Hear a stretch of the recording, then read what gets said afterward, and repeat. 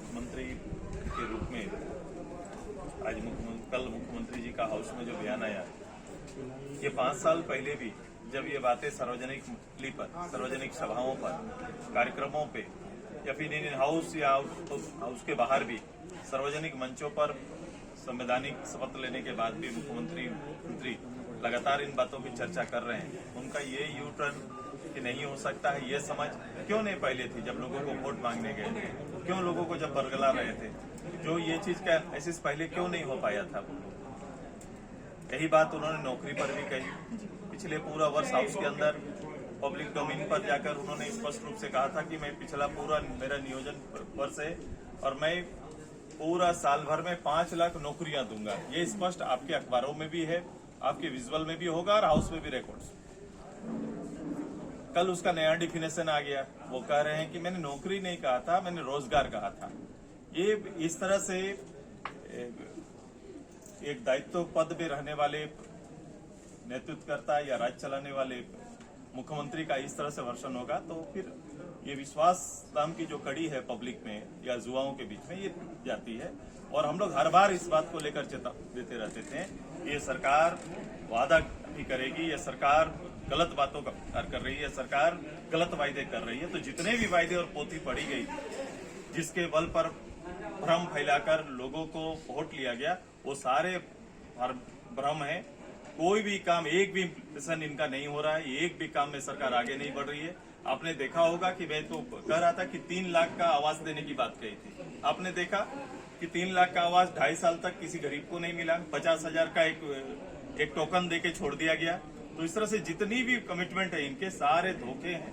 Vote लेने के लिए बनाया हुआ एक पोथी था। और मैं पहले भी इसलिए कहा था कि शपथ पत्र पार्टी का बने तो शपथ पत्र पर सबसे पहले ये चुनाव आयोग में होना चाहिए, कोई ऐसा एजेंसी तैयार होना चाहिए ताकि गलत शपथ पत्र के आधार पर लोगों को बरगला ना पाए, युवाओं को न बरगला, वोट न ले पाए।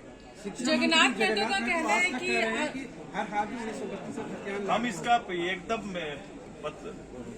ये इनके मुख्यमंत्री के बोलने के बाद उनके बोलने का क्या अर्थ रह जाता है, हमको ये बता दीजिए। जब उनके हेड बोल रहे थे तो खड़ा होकर वहीं पर टोकते कि ऐसा नहीं था, या फिर उनको तो छोड़ देना चाहिए था। यहाँ पर मुख्यमंत्री के सलाहकार का भी नाम आ रहा है लीड में, पट्टा उनके नाम से। लगातार हम लोग इस बात को कर, सरकारी संसाधन का दोहन 2.5 साल से हो रहा है।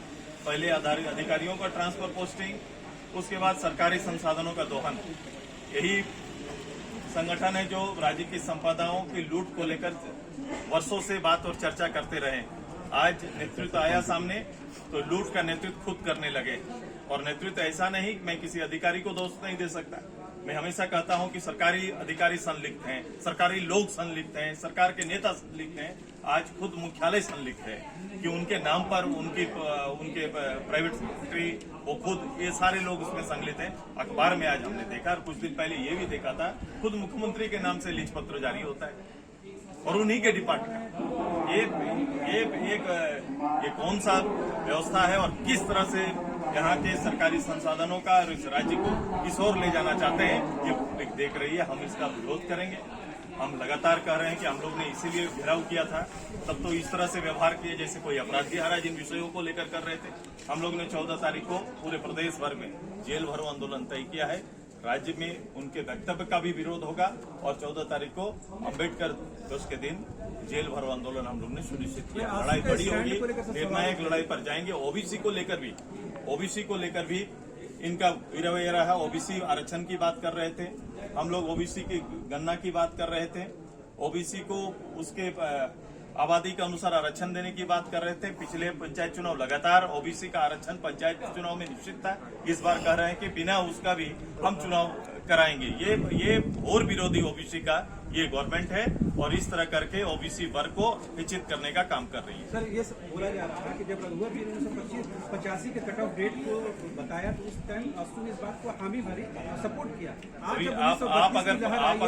आप अगर उस समय भी पत्रकार रहे होंगे और मैं इस बार 20 बार 25 बार 100 बार मैं इस बात को कहता रहा हूँ कि उससे पहले भी जब भी जिस सरकार ने भी, इससे पहले लाल जी की सरकार से प्रारंभ हुआ, हमारा स्पष्ट नीति है, स्पष्ट रूप से हम लोगों ने कहा है कि यहाँ का खतियाने आधार पर या अंतिम सेटलमेंट सर्वे को आधार देना है, उस आधार पर ही स्थानीयता का परिभाषित करना चाहिए। पिछली गवर्नमेंट में निश्चित रूप से आया, लेकिन उसका विरोध हमारी पार्टी ने किया। यहां से लेकर गवर्नर तक, यहां तक कि सड़क पर भी उतरकर पूरे 5 साल में मेरे कार्यक्रम को देखो, इन्हीं इशू के साथ अपनी ही गवर्नमेंट के खिलाफ में हम लोग लड़ते रहे।